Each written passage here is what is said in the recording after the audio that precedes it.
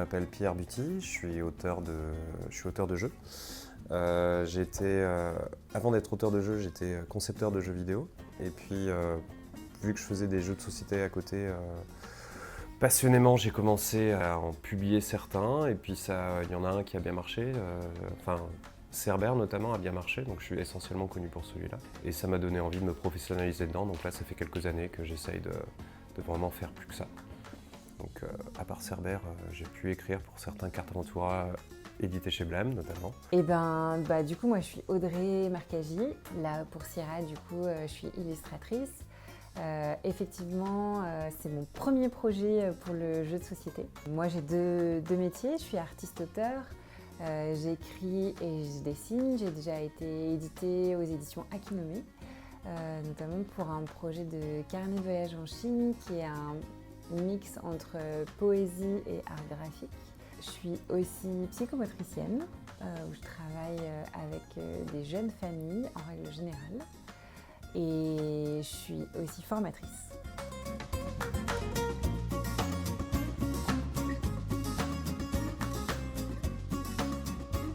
On est partis pendant 5 mois ensemble en Amérique latine et en restant 4 mois en Argentine. Une grande partie du voyage en Argentine et c'est en Argentine qu'a commencé l'inspiration pour Sierra. C'est un voyage où en fait on essaie de passer d'une grande étape à l'autre, donc on voulait rester à peu près un mois dans des villes ou des pays différents. Et au final on s'est retrouvé à passer par plein d'étapes tout le long du territoire argentin en fait. Donc on a fait un peu du nord au sud de la cordillère, tout le long du pays.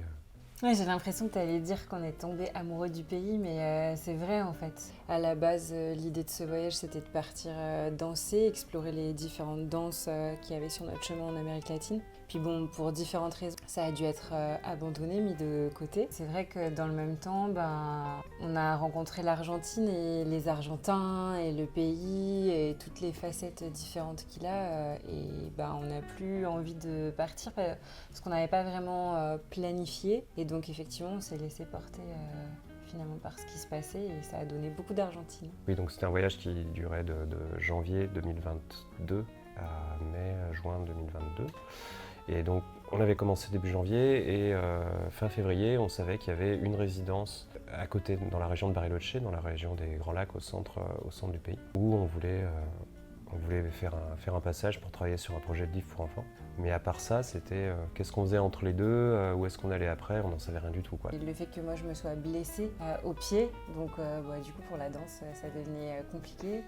Ça a amené à ralentir le voyage, du coup à plus se poser et avoir encore plus de temps pour dessiner.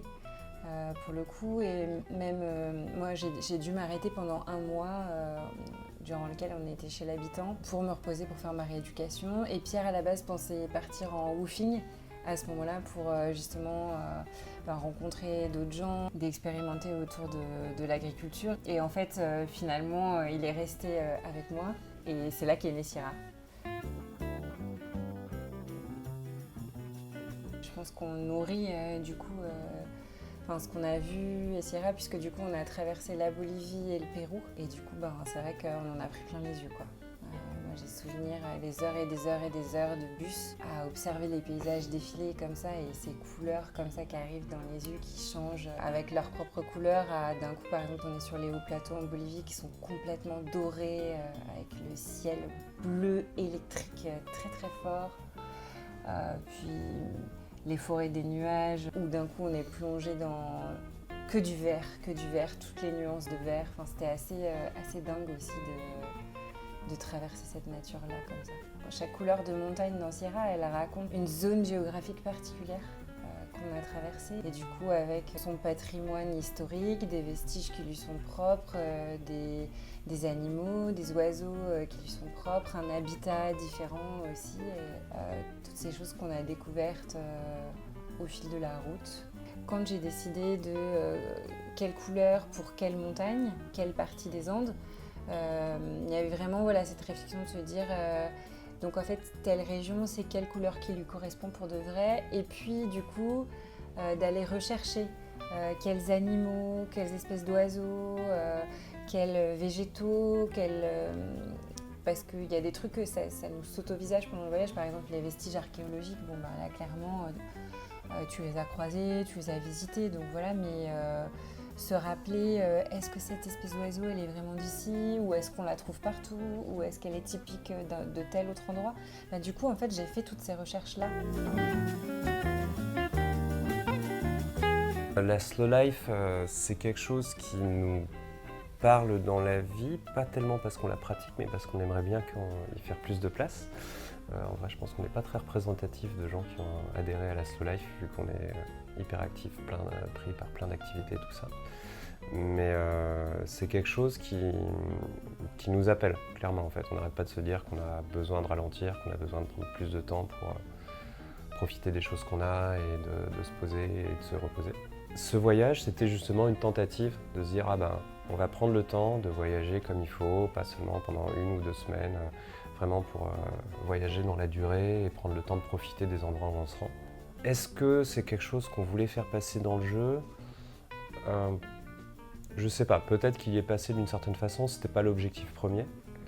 Mais quand j'ai commencé à faire tester le jeu à des joueurs, j'ai été très content de voir que il y en avait beaucoup qui me rapportaient un ressenti que le jeu était apaisant, que c'était bienveillant, que c'était zen, qu'en fait c'était un jeu où ils ne se préoccupaient pas de gagner, parce que c'était pas ça qui était intéressant pour eux, et j'ai trouvé ça très très cool comme ressenti. C'était une bonne surprise, je peux pas dire que j'ai fait ce jeu en disant j'ai envie que les joueurs expérimentent la slow life. Ouais, c'est marrant parce que moi j'ai une opinion un peu différente là-dessus pour le coup. Je suis d'accord avec Pierre sur le fait qu'au quotidien, en même temps, on a un mode de vie qui essaye d'être assez décroissant, d'aller vers ça, mais c'est vrai que c'est dur. Et moi, en voyage, je crois que ce que j'aime le plus faire, c'est me poser à une terrasse de café, lire le journal local, apprendre la langue, discuter avec les gens, me poser, dessiner. Il y a un truc quand même que je trouve très important dans le voyage et dans ma pratique personnelle du carnet de voyage, puisque comme je suis quand même carnétiste, c'est vrai qu'en voyage, c'est toujours un truc ça. Genre, de toute façon, si tu décides, t'es obligé de ralentir. Tu peux pas dessiner vite là, puis vite là, puis vite là. Alors peut-être il y a des gens qui arrivent, mais en tout cas, moi, c'est vraiment pas du tout ma pratique du dessin en voyage. On est de fortes têtes, on va dire, et très souvent on est en désaccord sur une chose ou sur une autre. Et quelque chose que pour le coup on avait ressenti très fort pendant ce voyage, c'est qu'un voyage, surtout un voyage long, c'est très extrême en fait sur tester les capacités de cohabiter, de collaborer entre deux personnes. Parce que pour le coup on est tout le temps l'un sur l'autre. Il y a plein de décisions stratégiques stressantes à prendre tous les jours pratiquement. Et tu t'aperçois qu'en fait on n'a pas forcément les mêmes limites, on n'a pas forcément les mêmes besoins, on n'a pas forcément les mêmes envies. Et il faut quand même réussir à organiser le voyage pour que les deux avancent ensemble, quoi. Et donc ça, il y avait plein de moments où effectivement on devait gérer ce genre de choses-là, et c'était quelque chose que j'avais voulu mettre dans le jeu. Ouais.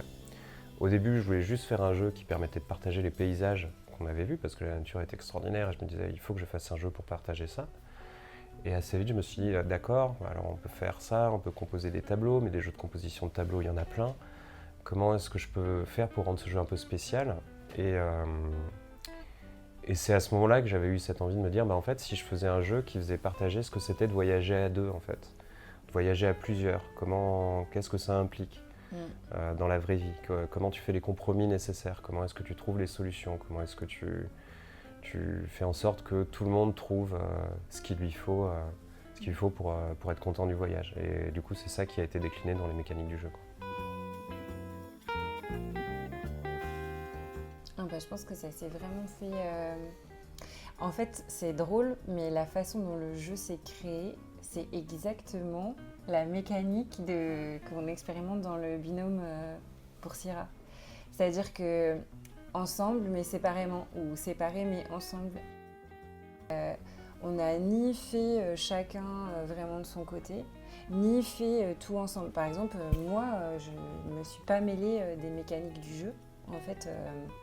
Pour le coup, quand Pierre me faisait tester des choses, je pouvais donner mon avis. Mais c'est jamais moi qui ai impulsé quelque chose du côté de la mécanique. Et pareil, en fait, Pierre m'a complètement laissé faire ce que j'avais envie au niveau graphique quand j'ai commencé d'illustrer les prototypes. Et en même temps, c'était profondément ensemble dans le sens où on s'est inspirés en fait mutuellement, constamment. Parce qu'à la base, Pierre était parti complètement sur une autre idée visuellement. Et puis finalement, moi j'ai expérimenté des trucs, notamment beaucoup de collages, de papier déchiré, de collages dans mon carnet de voyage d'Amérique du Sud, d'Argentine. Et finalement, c'est un peu en même temps moi qui ai dit à Pierre, mais tu sais, tu pourrais peut-être utiliser, comme dans les papiers découpés, ce que je fais pour créer tes tableaux. Et puis d'un coup, il a plus regardé ce que je faisais dans mon carnet de voyage, puis il s'est dit, ah mais en fait... plutôt que de créer une montagne, on pourrait créer plusieurs montagnes comme tu fais dans tes dessins. Et ça a été beaucoup d'allers-retours. Puis à un moment, je lui ai proposé de dire est-ce que tu veux que je commence à dessiner des trucs pour toi? C'était très poche ce que je faisais. Et il m'a dit oui. Et puis du coup, il m'a dit ah, mais c'est super, vas-y, continue. Et donc, il y a vraiment eu. Enfin, c'est un dialogue en fait, quoi.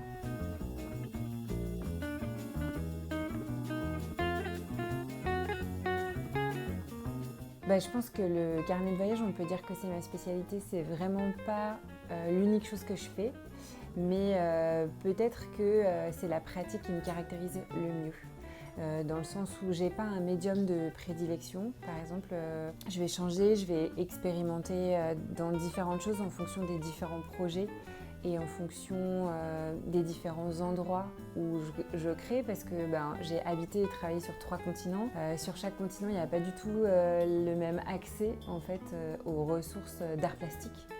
Donc volontairement, en fait, moi je me nourris de ce qui va venir pour chaque projet.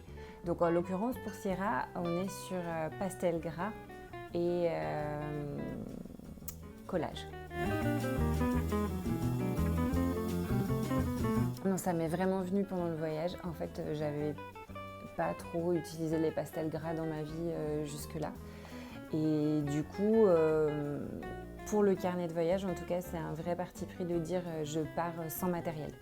En fait, je trouverai sur place du papier, de quoi dessiner, de quoi écrire. Et là, il se trouve que nous, on est arrivés à Buenos Aires, en Amérique latine. On y a passé 5 semaines. Et la première chose qui m'a impactée très fort là-bas, c'est les couleurs en arrivant. Il y avait des couleurs, même en ville, des couleurs hyper fortes, hyper présentes, qui tout de suite m'ont donné envie de les dessiner. Ça s'est continué par la suite dans le voyage, même dans la nature, et ça on le retrouve beaucoup dans Sierra, cette omniprésence de la couleur. Du coup, cette couleur, ça m'a donné envie de la retranscrire, et pour le coup, je suis tombée sur une boîte de pastel gras, une fois dans un bar tabac, tu sais, qui vendait un peu de papeterie sur le côté. Et en fait, mon regard s'est posé sur cette boîte-là et tout de suite, ça m'a rappelé ces souvenirs d'enfant, tu sais, les pastels gras aux couleurs primaires, hyper saturées. Et je me suis dit, mais trop, c'est ça, en fait, que j'ai envie de faire. Et alors même que pour le coup, mon carnet de Buenos Aires est en illustration digitale, pour le coup, puisque j'étais partie avec la tablette que je venais d'acheter en me disant ça va être l'occasion, ce voyage, d'avoir du temps pour la prendre en main.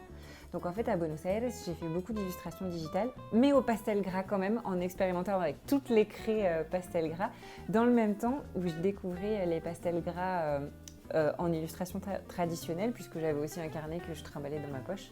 Et donc j'expérimentais et les deux expérimentations se nourrissaient l'une l'autre. Puis après, j'ai complètement laissé tomber le digital une fois qu'on est parti sur la route, puisque je dessinais dans la voiture. Genre j'avais ma boîte de pastel qui était posée sur le tableau de bord, mon carnet dans les mains, puis je dessinais pendant que Pierre conduisait.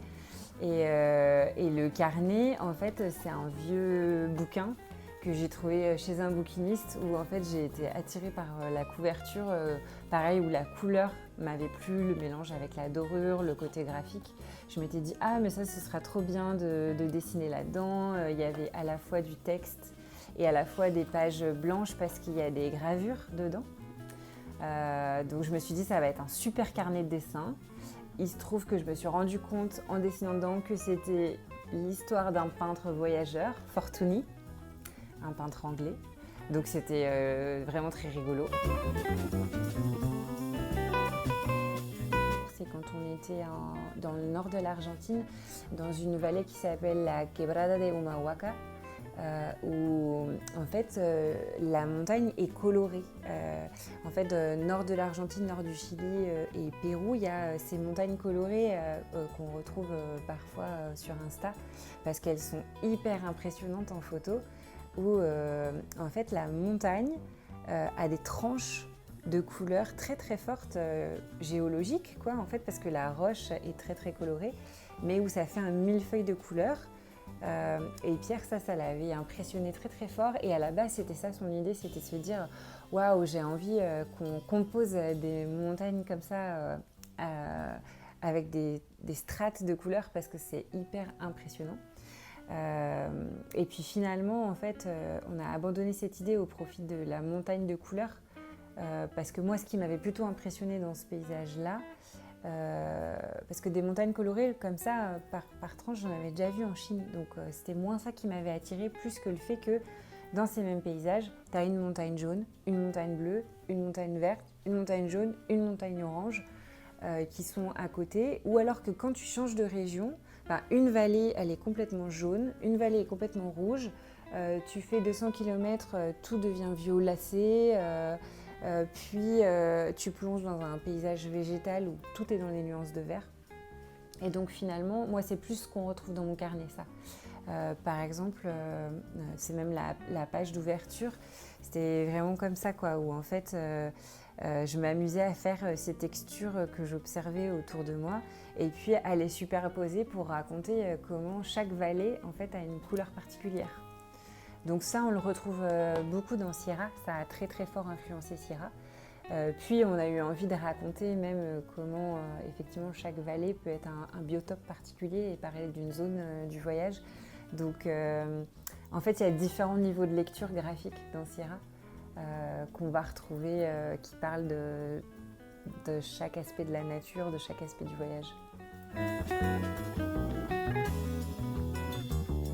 Pour créer les prototypes, je suis partie complètement du papier. Donc toutes les fonds colorés de Sierra, c'est de l'illustration traditionnelle. Chaque fond coloré a vraiment sa vie propre, il est créé pour chaque planche au pastel gras. Le carnet de voyage, les visuels qui sont intégrés, c'est des visuels du carnet de voyage. Mais quand j'ai fait les prototypes, même en Argentine, ce mois où on est resté chez l'habitant, vu que je me disais que si ça marche et si ça devient quelque chose ce jeu, il va falloir passer sur ordinateur. À un moment, par exemple, les premiers plans en ombre chinoise, je les ai directement faits en illustration digitale. En me disant, voilà, je m'approprie le geste graphique directement là, plutôt que de les dessiner à l'encre de Chine, ensuite les scanner, j'avais peur qu'ils y perdent, puisque je savais que c'est pas là qu'on aurait de la matière. Donc j'ai choisi que ce soit déjà les deux en même temps pour ça. Alors la couve, pour le coup, elle est trad. Même la plat noire de la couve, c'est du papier noir qui est découpé et après qui est légèrement retravaillé. Mais sinon, la couve, elle est vraiment en papier déchiré. Je dirais que, de toute façon, pour moi, d'illustrer, c'est nouveau. En fait, ça fait partie de mes premières expériences vraiment d'illustration, c'est-à-dire d'illustration sur commande. Bon, c'est un peu une plongée dans la nouveauté, effectivement, totalement. L'univers du jeu de société, j'ai surtout connu en rencontrant Pierre. Donc c'est vrai que je pense que je suis en pleine découverte. Ouais, il y a des challenges super particuliers. J'y repense d'un coup parce que maintenant j'ai un peu cheminé par rapport à ça, donc ça va mieux. Mais au début, pour moi, c'était hyper challengeant, cette histoire qu'on vienne poser des trucs sur mes illustrations. Tu vois, par rapport à l'illustration, par exemple, d'un livre pour enfants ou un carnet de voyage qui est édité en tant que livre, personne ne pose rien sur tes illustrations à part un peu de texte. Et tu le sais à l'avance. Mais là, c'est vrai qu'avec Pierre, on a eu des disputes épiques parce que je dis là, quoi ? des icônes sur mon illustration, mais qu'est-ce que c'est que cette histoire? Et j'y avais genre pas du tout pensé. Et je là, non, il faut qu'elle soit plus petite. Et puis elle me disait, non Audrey, elles peuvent pas du tout être plus petites, c'est un jeu, avant tout. Et donc au début, ça c'était un sacré challenge pour moi.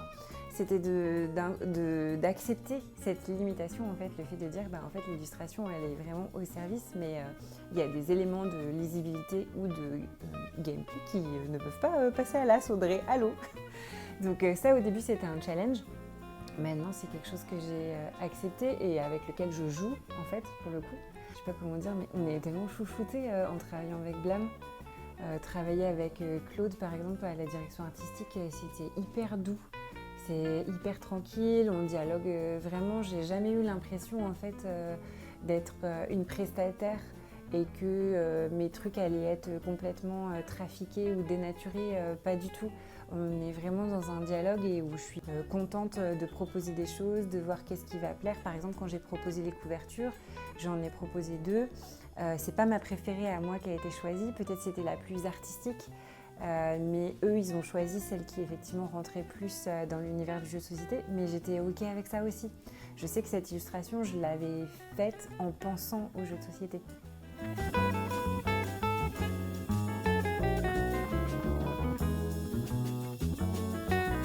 Non, en vrai, la plupart de mes jeux, c'est des constructions très intellectuelles en fait, ou qui s'inspirent des expériences de jeu que j'ai bien aimées, ou qui s'inspirent d'histoires de la pop culture, ou d'histoires de la... Je sais pas, de choses inspirées de mes recherches historiques que j'ai envie de partager, ou j'ai envie de transmettre à travers une mécanique ludique.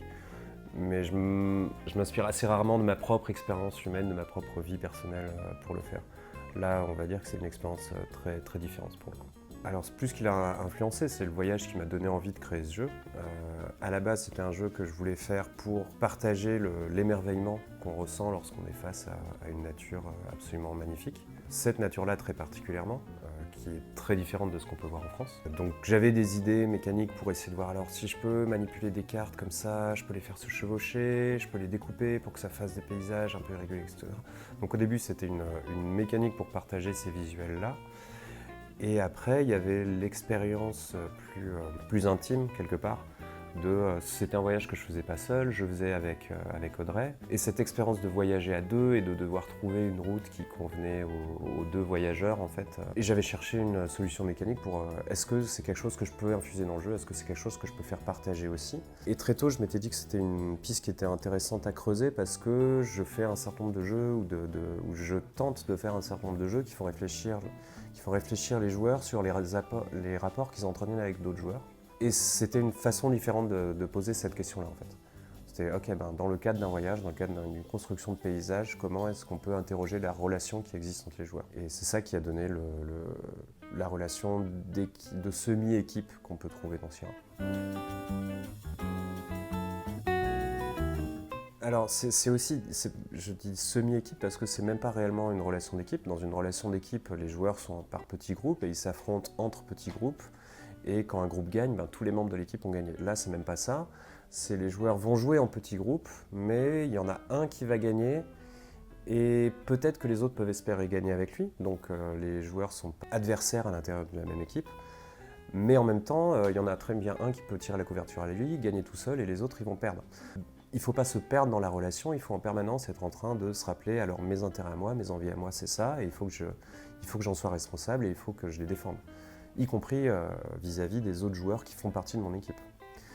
Et voilà, c'était cette tension-là que je voulais créer entre est-ce que tu joues pour toi et tu préserves tes intérêts ou est-ce que tu es quand même à l'écoute et tu joues pour tes compagnons. On a des joueurs qui vont se dire en fait, je comprends pas pourquoi j'aiderais mes collègues, le but c'est que moi j'ai un maximum de points et puis c'est tout. Ce qui est une réaction assez commune de la part des gros joueurs très compétitifs. Mais quand on joue avec des familles ou des joueurs plus occasionnels, on a beaucoup plus de réactions qui sont une réaction assez bienveillante, de se dire en fait j'ai fait toute la route avec d'autres joueurs, on a joué ensemble, on s'est écoutés, on s'est entraidés. Au final, si eux ils ont fait une bonne partie et qu'ils gagnent, j'ai un peu l'impression que c'est grâce à moi et du coup j'en suis très content. Et ça je trouve que c'est très bien en fait, c'est très sain comme réaction. La proposition de base a marché très très vite. En fait, il y avait juste à être très clair sur qu'est-ce que je voulais faire avec ce jeu, et du coup les conditions de victoire c'était celles qu'on connaît actuellement, et ça a accroché pratiquement tout de suite. Il n'y avait pas vraiment de difficulté à concevoir cette expérience-là. Là où il y a de la difficulté, c'est quand il faut, en vue de faire passer le jeu de l'état de prototype à l'état de produit fini commercial, en fait, il faut commencer à prendre en compte des configurations de qu'est-ce qui se passe si on veut jouer à pas beaucoup, qu'est-ce qui se passe si on veut jouer en nombre impair, qu'est-ce qui se passe dans tous ces cas de figure-là, où l'expérience de duo qu'on avait vécue avec Audrey, et pour laquelle j'avais créé le jeu, était plus exactement comme ça. Là, ça a été difficile de trouver une façon pour que l'expérience reste cohérente et continue à marcher dans toutes les configurations possibles. Là où ça a pu être difficile, et encore, c'est même pas difficile, c'est que pendant très longtemps, c'est un jeu que on était en voyage, donc en fait je le testais tout seul ou je le testais avec Audrey. Et du coup, je sais que pendant les 6 premiers mois de la vie de Sierra, je savais que je voulais faire ça, mais je pouvais même pas y toucher. C'est-à-dire qu'on jouait que en compétitif.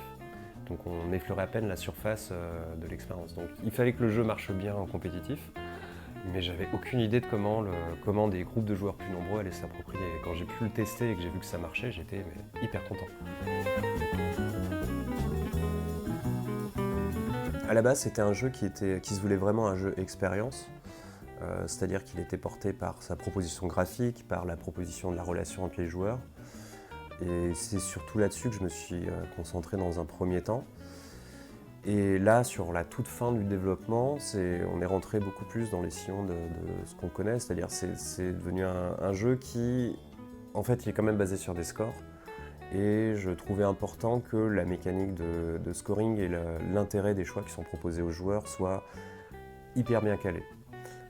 Donc ça demandait beaucoup de travail, littéralement. Je vais devoir m'asseoir à ma table des heures par jour, tous les jours pendant un mois pour faire plein de parties, pour noter tout, pour prendre plein de statistiques, pour équilibrer chaque carte, chaque micro-décision, etc. Parce que, au-delà de l'aspect expérience, j'avais envie que ce soit un jeu qui se joue dans la durée. C'est-à-dire qu'un jeu expérience, les gens vont y jouer une fois, ils vont découvrir, ils vont dire « Ah, c'est cool, j'ai vécu un truc intéressant », et puis en fait, ils vont passer à l'expérience suivante. Ils ne vont pas forcément vouloir revenir dessus. Et pour moi, c'était important que le système soit hyper intéressant pour donner envie aux joueurs qui aiment le jeu de continuer à jouer et de pouvoir continuer à se dire en fait, c'est un jeu qui est challengeant, c'est un jeu qui demande de se poser les bonnes questions, de faire les bons choix, etc. Et donc ça demandait une autre sorte de travail pour le coup. Beaucoup moins d'imagination et beaucoup plus de sueur. C'est très mathématique. Genre, j'ai rempli des tableaux Excel et j'ai fait plein de statistiques hyper chiadées pour voir si telle carte est plus ou moins désirable, si elle est très désirable mais qu'elle rapporte peu, s'il y a très peu de gens qui la jouent mais quand ils la jouent bien, ça fait exploser les scores, etc. Donc ouais, ça c'est énormément de mathématiques. Toute la délicatesse de l'expérience de Sierra, elle tient dans le scoring. C'est-à-dire, c'est cette condition qui dit que dans un groupe, tu as le joueur qui a le plus haut score qui va gagner, et si les autres joueurs ont un plus haut score que tous les autres joueurs de la table, ils peuvent gagner avec le premier. Et c'est une condition de fin de partie qui est assez exotique, qui peut être assez complexe à expliquer, et que y a beaucoup de gens qui m'ont dit mais en fait ce serait beaucoup plus simple si simplement tu additionnais les scores, ou si tu disais que le plus haut score gagne, ou le plus bas score gagne, enfin peu importe, il y a des façons beaucoup plus simples d'expliquer ça. Le problème, c'est que dans toutes ces options-là, ça devient un jeu en équipe totale, c'est-à-dire qu'il y a un résultat qui va définir si toute l'équipe gagne. Et à ce moment-là, on va rentrer dans un jeu de collaboration, c'est-à-dire un jeu où peut y avoir de la coercition d'un équipier sur l'autre. Typiquement, le joueur qui joue le mieux va dire à son équipe comment il doit jouer pour optimiser leur score et gagner. La mécanique que j'avais dès le début et que je refuse mordicus de toucher, elle assure que, en fait, même un joueur alpha, le fameux joueur alpha, ne va pas pouvoir forcer les autres joueurs à faire comme il dit, parce que les autres joueurs ils disent « t'es gentil, t'as peut-être mieux compris que tout le monde, mais en fait ça c'est mes points que t'es en train d'attaquer, donc je suis pas d'accord pour te laisser mes points ».